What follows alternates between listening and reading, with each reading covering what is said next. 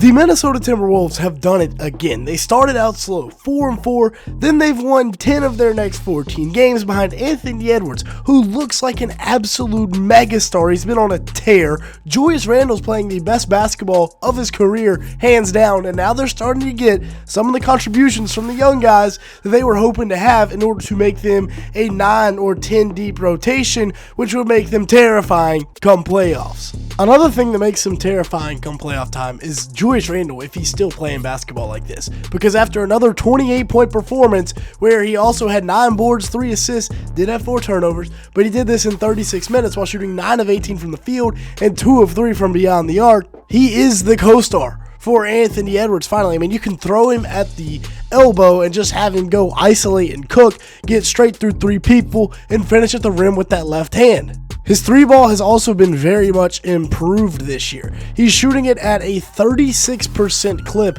on about 5 attempts per game compared to just shooting 34% last year on about 4.5 attempts. And we saw during the playoffs, especially in that Lakers series, when he's shooting the 3-ball, the Wolves are dangerous. He's shooting 50% from the field right now, and that's on 23 points a game with 7.5 rebounds, 6 assists, great playmaking this year in 33 minutes. And I mean, they even get to this inverted pick and roll. They use him in so many different ways. Right here, this is just really tough on Derek Queen because he goes from guarding Rudy Gobert to now he's switched out on Julius Randle, who's got a little bit more burst, we could say, than Rudy Gobert, and he gets right to the rim and finishes with the left on the right side, and then once again, getting downhill, using that burst and finishing with the left. He's 6'9", 250, but he moves pretty quick. He's got a very quick first step when he wants to get to the rim, but he's also very strong at the rim when it comes to finishing. That is why Julius Randle is so tough to guard, and at 31, it looks like he's finally hitting his prime. Anthony Edwards, last night really was one of his weirdest performances of his career. 11 points,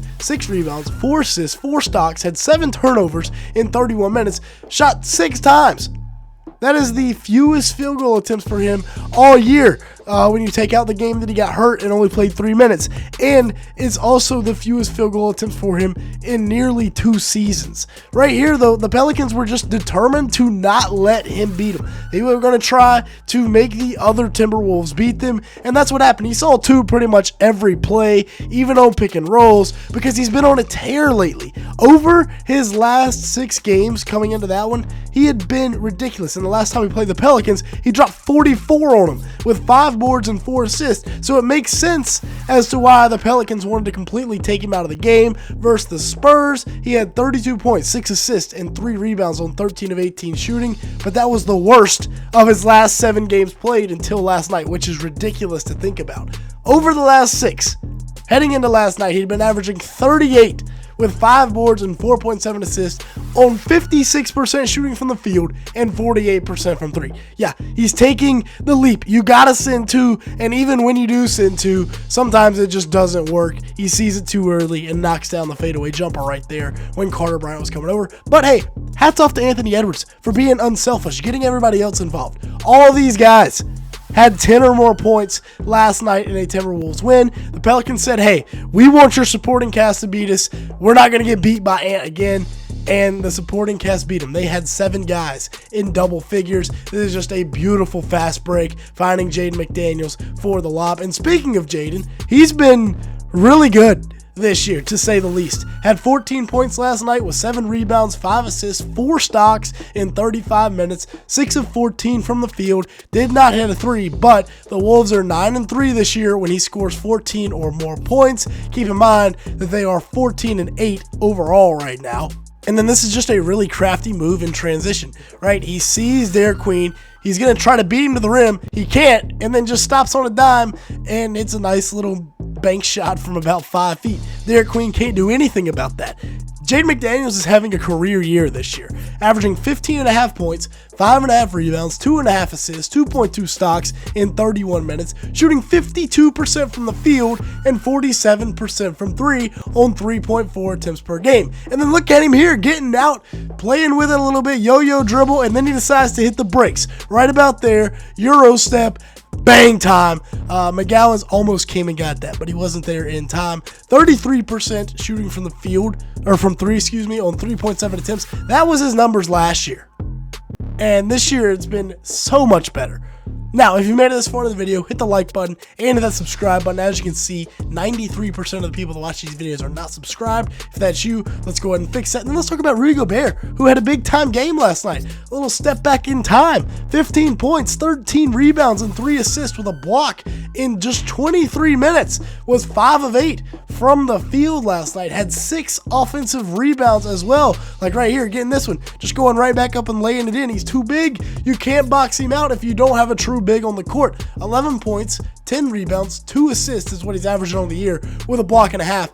Even at 33, he's still out there having a big time season, getting offensive rebounds, dominating the glass, and anchoring a really good defense. Now, Dante DiVincenzo's another guy here. They made him the starting point guard, quote unquote, starting point guard at the beginning of the year, despite the fact that he's never really played point guard before, and he's delivered so far. Had 15 points, 4 boards, 3 assists, and a block in 32 minutes last night on 5 of 10 shooting from the field, was 4 of 8 from beyond the arc, and he's been their 4th leading scorer so far this year, averaging 14 points per game, 4 rebounds, 3.6 assists, 1.2 steals in 31 minutes, shooting 42% from the field and 40% from 3 on 8 attempts. He's also a fantastic spacer. You see the pick and roll there, and then they just flip it out to him for the 3 ball, and then once again, right here, the dagger with 2.5 minutes left. Now, Jalen Clark was huge last night. I can't understate that enough.